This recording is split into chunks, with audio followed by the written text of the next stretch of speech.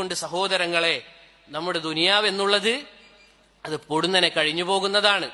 അല്ലേ? ഒരു കവി പറഞ്ഞതുപോലെ ഇന്നാ ലനഫ്റഹു ബിൽ അയ്യാമി നഖ്തഉഹാ, ഇതാ ദിവസങ്ങൾ കഴിഞ്ഞു പോകുന്നതിനനുസരിച്ച് നമ്മൾ സന്തോഷിക്കുകയാണ് ചെയ്യുന്നത് യഥാർത്ഥത്തിൽ.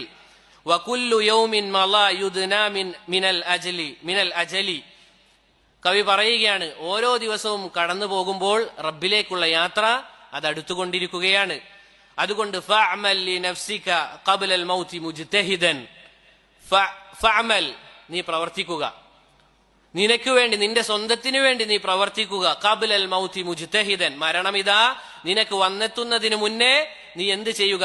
കഠിനമായി അങ്ങേയറ്റത്തെ പരിശ്രമത്തോടുകൂടി നിനക്ക് വേണ്ടി നീ പണിയെടുക്കുക.